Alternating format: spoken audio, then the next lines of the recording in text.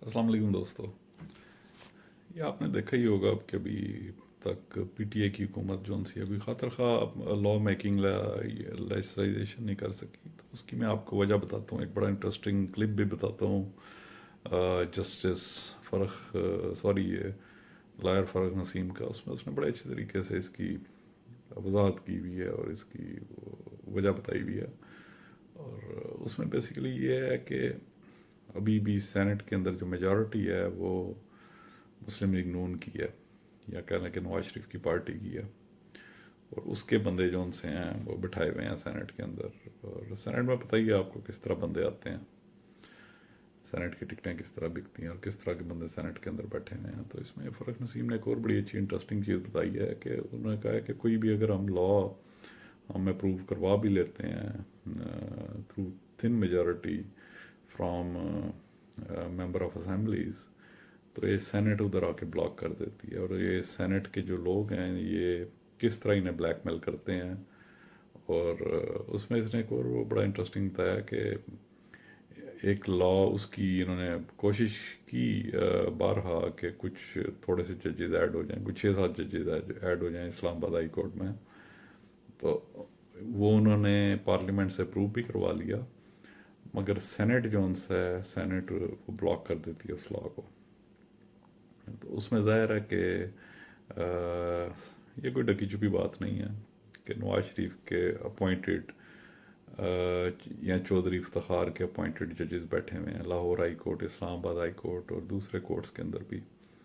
और उसने इफ्तार चौधरी ने उस तरह की रेपुटेशन के वकील उठाए थे और उन्होंने जो उसने जो उनसे उन्हें जज इंडक्ट किया था।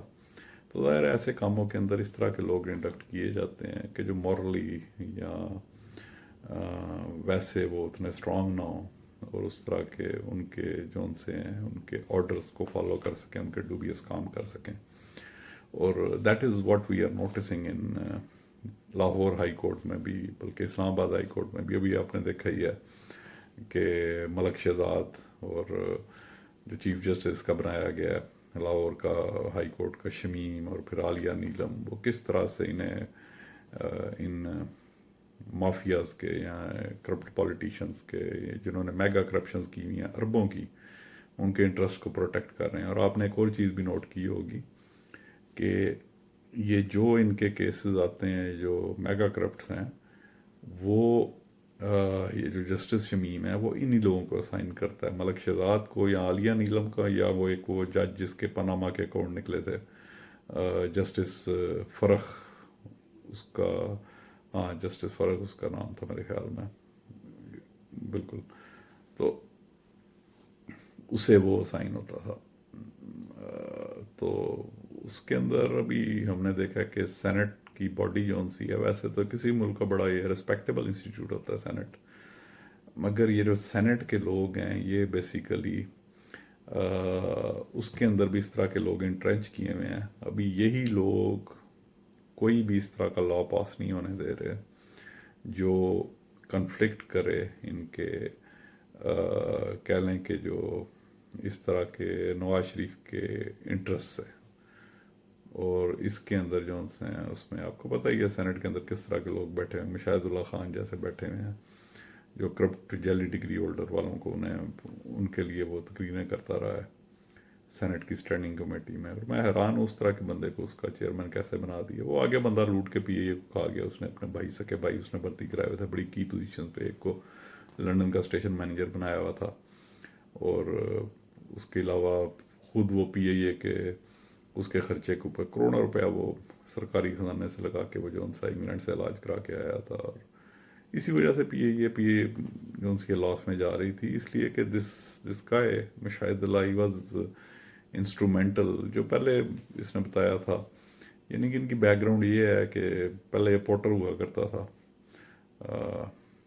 पीए के अंदर।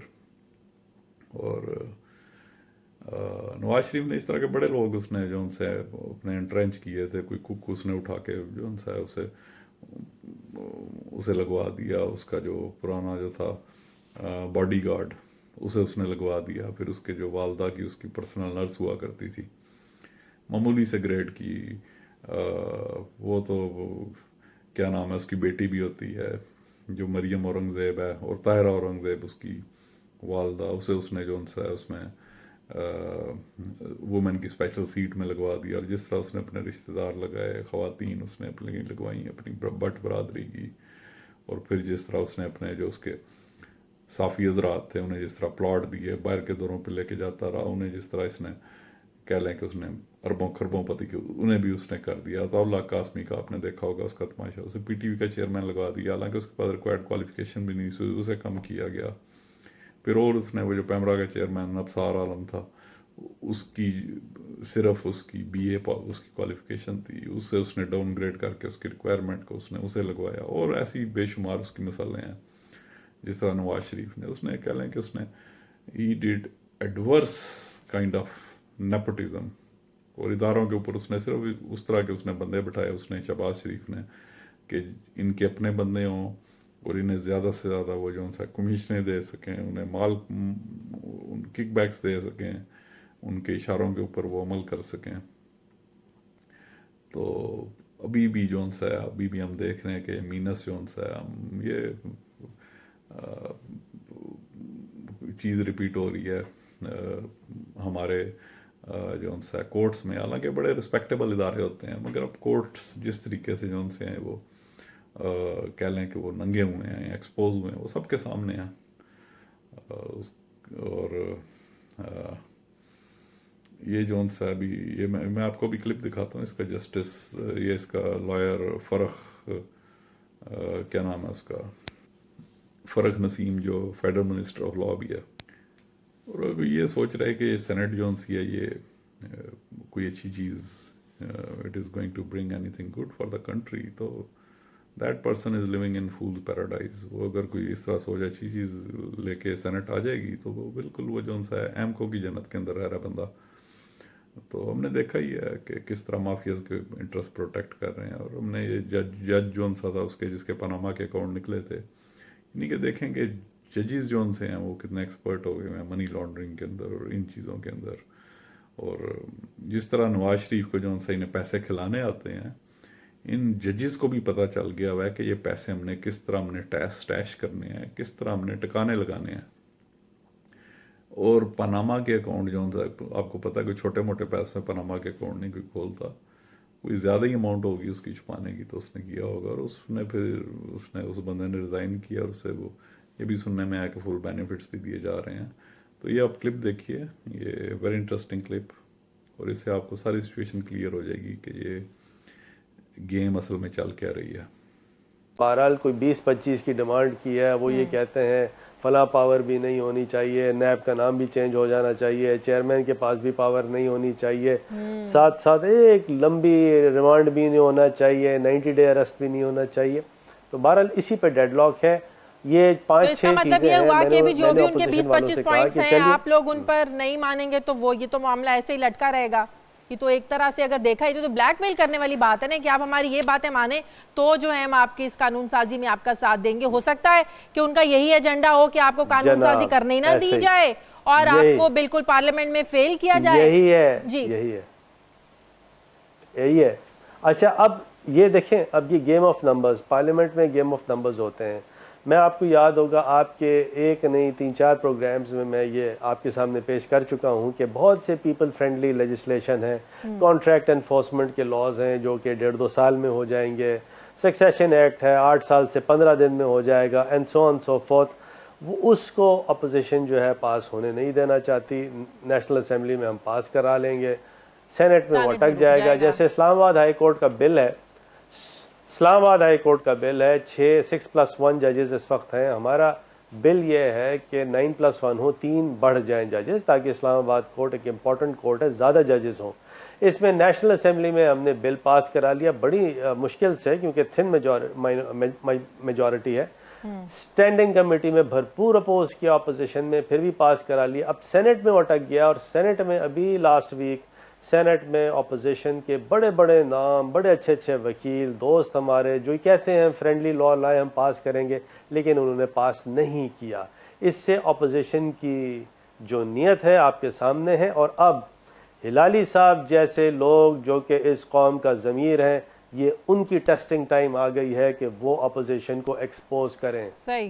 یہ میری ریکویسٹ ہے آپ سے میڈم، اور ہلالی صاحب جیسے جی آپ پیر کو کچھ 6-7 بل لینے سامنے لا رہے ہیں نا پارلیمنٹ میں، ظاہر ہے یہ معاملہ اب سامنے آئے گا، اپوزیشن ایکسپوز ہوگی اگر پارلیمنٹ میں لانے کے بعد بھی اگر اس کو وہ اپوز کریں گے.